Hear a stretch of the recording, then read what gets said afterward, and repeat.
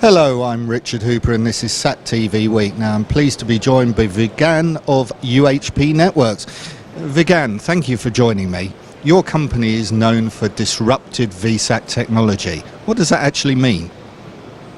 Well, disruptive basically means that we're doing things that the others are doing in terms of performance of the systems first and foremost, but we're doing them very differently. We're kind of changing the paradigm in which the customer demands are being resolved.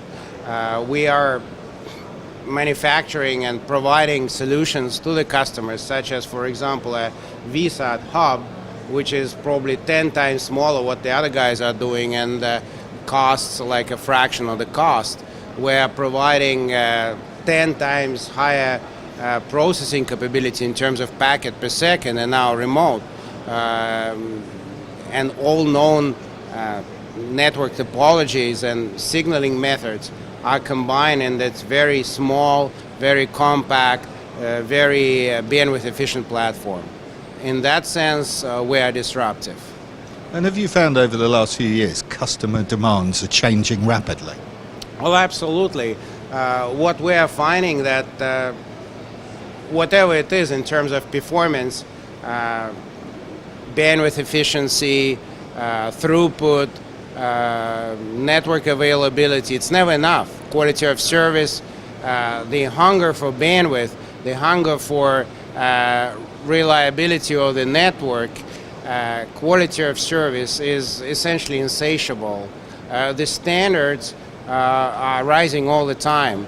And these days, of course, everyone knows that with the advent of high throughput satellites, higher throughput, but also mobility is another aspect that is we're hearing more and more about, and obviously we have been supporting that for years.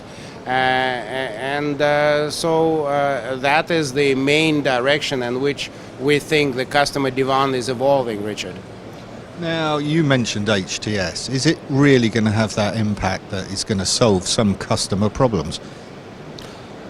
I think it will. It's a reality now. HTS, as you know, started its life in Ka band, and that's where the first satellites with spot beams appeared. And I have to say that I must mention that it first happened in Canada. So ANICAF2, of course, launched by Telesat a number of years ago. And now, of course, we have HTS also in Ku band. We have not only GEO, but also LEO HTS. It will absolutely have that impact, and we're seeing that both in terms of performance and in terms of the cost of satellite bandwidth. Now, UHP operates in a very competitive marketplace. As a company, how do you stay ahead of the game? Well, we stay ahead of the game, Richard, by being disruptive, by basically delivering the kind of throughput, bandwidth efficiency, and other things that the others are yet to achieve. So I'll give you one example. I'm not going to talk about bits per hertz or anything of that nature. One example is network availability.